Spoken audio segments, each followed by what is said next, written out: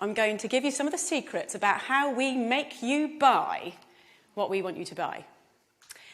So as a marketer, when I'm first giving you a product, what's my job? Well, my job is to make you want it, to crave it, to need it, to think that it is the best innovation in food since sliced bread. But how do we do it? Well, I'm going to give you a really big example later that I'm going to break right down for you. But let's just start by looking at a few fun little things. So here we have Shreddies, an old favourite, been around for years, very popular in the UK and Canada. Without changing a single little thing about that product, they remarketed them, rebranded them as brand new diamond-shaped Shreddies. Food marketing genius right there. In the 1950s, there was a very important innovation in food. The instant mix cake, one of my personal favourites. When they were first brought out, all you needed to do was to add a little bit of water. Who's not going to love that? Well, actually, no one loved it. No one bought the bloody things. So they did a bit of research.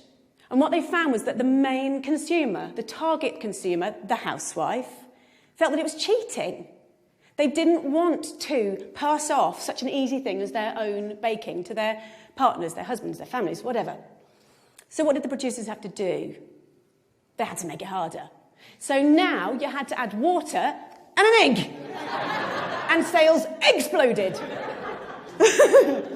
But these examples, these are just chicken feed compared to what I really want to talk about tonight, and that is chickens and pigs and cows.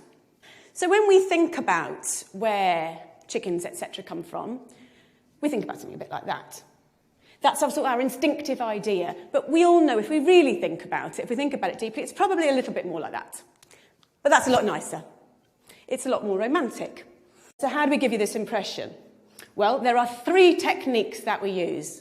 The third of which is our secret weapon, and I am going to blow it for you tonight, so please stay primed for that. Let's look at technique number 1. Everybody believes what's on the label. So let's look at some examples. Some of my favourites, some of the ones I use all the time. I'll use farm fresh.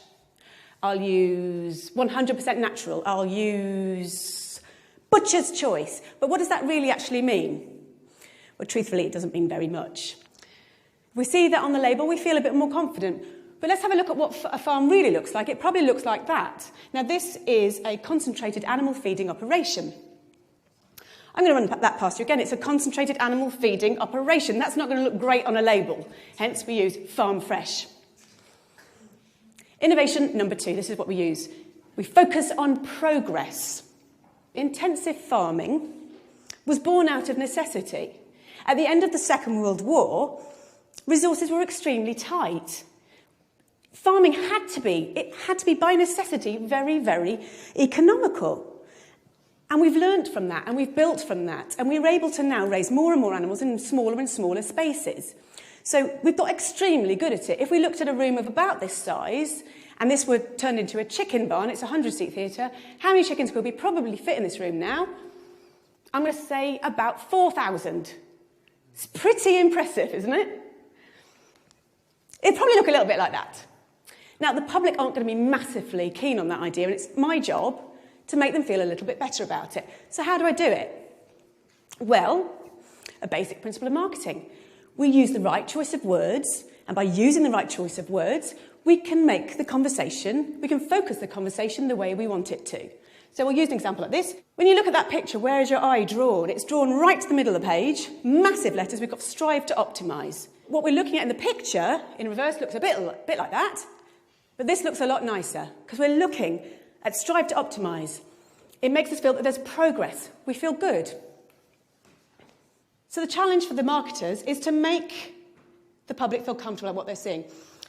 One of the side effects of intensive farming, of having so many animals in such a small space, unfortunately, is obviously disease, because you put so many animals into a small space, they're going to get sick.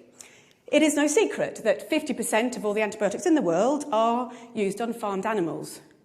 So how do you make the public feel okay with this? How does that happen? My job. How do I do it? I use the language of innovation. So we're going back to our old friends at porkcares.org.